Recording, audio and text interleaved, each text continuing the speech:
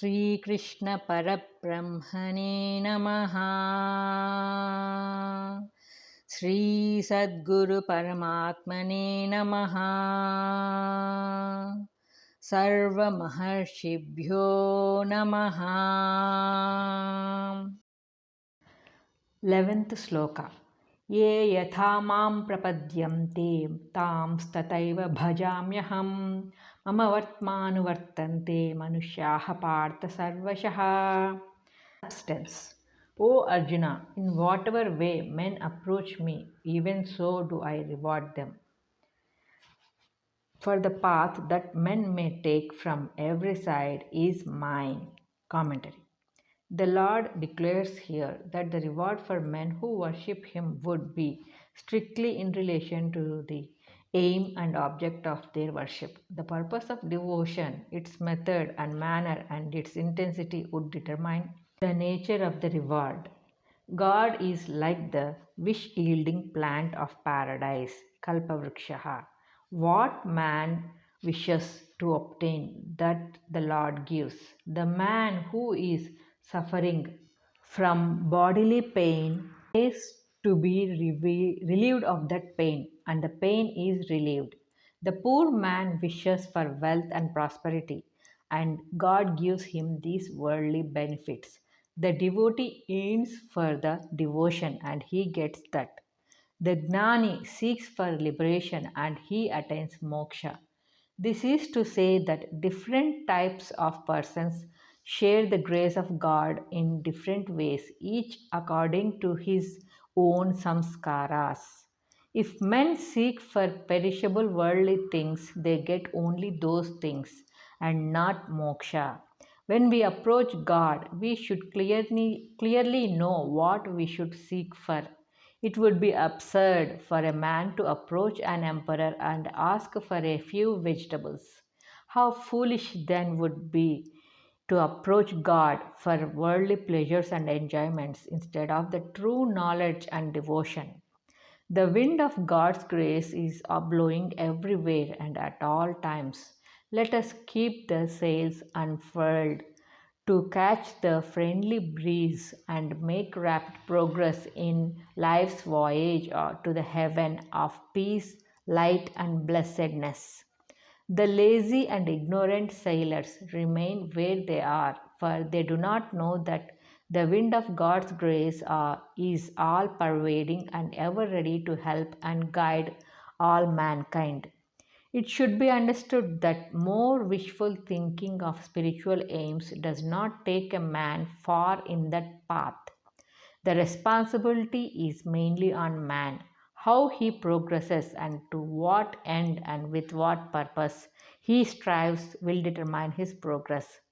Follow my path means in every way men are treading the path that leads to God.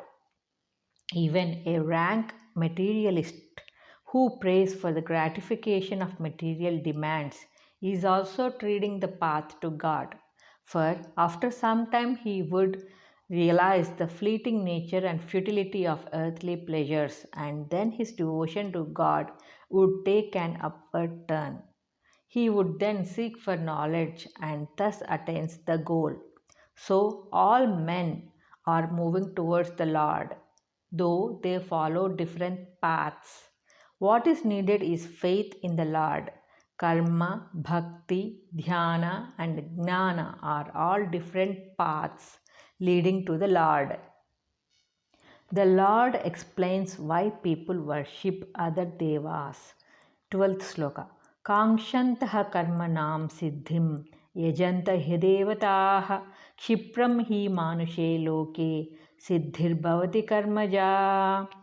Substance. Men longing for success in their works sacrifice to the gods because in this world of men, success born of action is quickly attained. Commentary. The Lord declares that in this world success is quickly attained by man for the work that he does. So men worship the devas like Indra, Varuna, etc. and offer sacrifices to them. And the fruits of such actions are quickly attained and enjoyed. All the other worlds are places of enjoyment resulting from the work done here. The earth is the world of action. Karma bhumi, for good or evil. Men attain heaven or hell according to the good or evil done by them in this world. When that experience is over, they take birth once again in this world. So, this is the center for spiritual realization. Let all the seekers take to good work, purify their minds, and attain knowledge. If the sick man does not cure himself, where is the medicine for his disease? What can he do when he goes to a place where there is no medicine? So, the wise man should undertake some form of spiritual discipline in this world and attain liberation from the disease of birth and death. The Lord declares that though he acts, he is not bound by karma. 13th sloka. Chaturvarnyam maya srishtam gunakarma vibhagashaha tasya kartaramapi mam vidya kartaramavyayam. Substance. The fourfold caste has been created by me according to the differentiation of qualities and functions.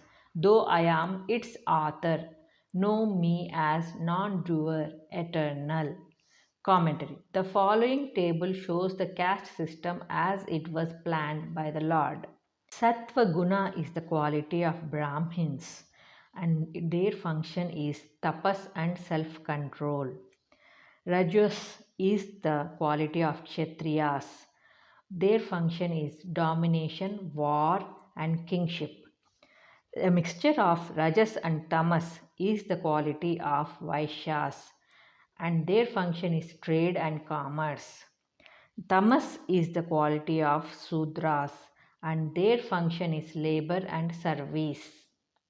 Though the Lord is the creator and sustainer of the world and human functions, yet he remains detached and unaffected by his work. This is the mystery of Lord's action in the universe. Many a great man who came into the world and who worked for the good of humanity have done so without any feeling of personal agency in his work. That is the way how work should be done, and men who work in that spirit are not bound by the wheel of karma. 14th sloka. Na mam karmani limpanti, na me karma phale spruha, iti mam yobhijanati, karma bhirna sabhadyate. Substance. Actions do not taint me, nor have I desire for the fruit of actions. He who knows me thus is not bound by karma. Commentary. The Lord is himself the greatest example of a karma yogi. He is every moment engaged in infinite work in the infinite universe, and yet he is not tainted by anything because he is free from the desire for the fruit of action. The seeker should try to understand the supreme unattachment of the Lord in the tremendous work going on all around him. One who does understand this mystery becomes free from the bondage of karma, like the Lord himself. The wise men of the past have done work with that knowledge. 15th sloka. Evam gnatva kritam karma purvairapi mumukshibhihi kuru karmaiva tasmatvam purvaihi purvataram kritam. Substance. Then, thus knowing, the ancient spiritual aspirants performed action. Therefore, you shall do the same desireless action as performed by the ancients in the older times. Commentary. Nishkama karma is the very foundation of spiritual life and the open gateway for final liberation. The mighty structure of self-realization is based on this wonderful and ancient law. Therefore, The Lord exhorts Arjuna to follow the example set by the ancient sages who performed magnificent work for the benefit of humanity, without the least idea of doership or personal attachment. The law of Nishkama Karma is therefore not a new path or novel doctrine. It is a very ancient principle of spiritual life, and Lord Krishna reassures the modern generations that the law holds good for all times. This path is still open to all people without distinction of caste and creed, and it is within the reach of the common man and leads to the highest good.